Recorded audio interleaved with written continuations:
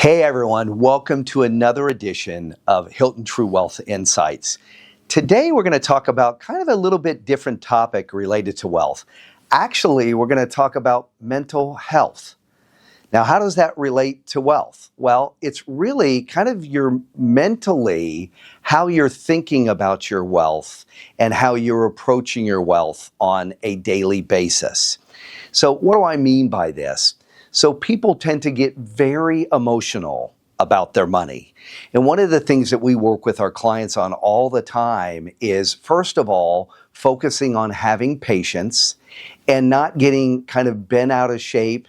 Kind of what we really talk about is don't get too high or low about whatever is happening with your money. If the stock market goes down quite a bit on an individual day, don't let that really ruin your day. Also, if it goes really high, don't get too high on that wherever the stock market is.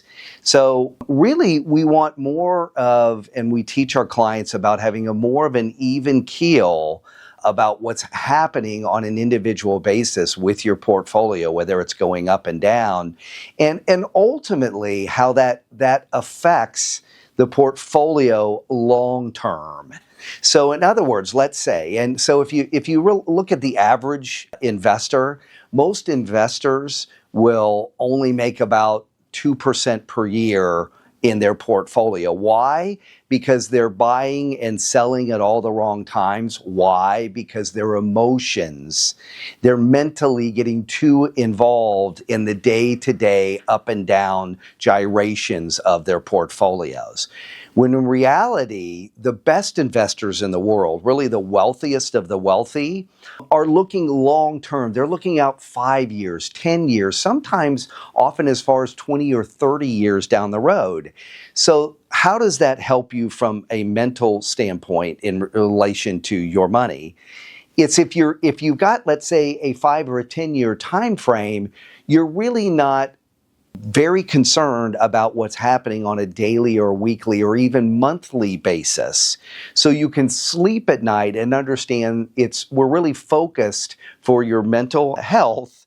We're focused on what things are going to be like down the road in the next 5 years. So if we really look at kind of our wealthiest clients, they tend to be very patient. And they tend to not get bent out of shape. If you don't, then obviously you're not going to make emotional decisions. You're not going to sell at the wrong times. You're actually not going to buy even at the wrong times. So you've always heard the adage of buy low, sell high. Well, if you have a longer term time frame and you're not getting very mentally bent out of shape to what's happening on the short term basis, then ultimately it's going to help your portfolio build, and it's going to help you create wealth in a better fashion over time.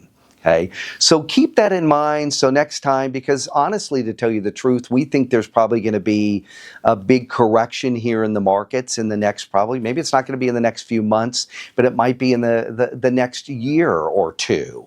And if you are so emotionally bent out of shape when the markets do go down, then it's obviously going to kind of take you off your game and take you away from that long-term focus on how things should perform in your portfolio.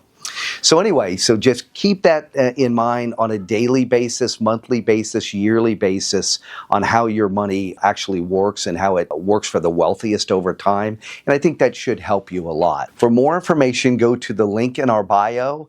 And if you'd also like to get a complimentary copy of our latest book, Hilton Wealth, How to Invest Like an American Dynasty.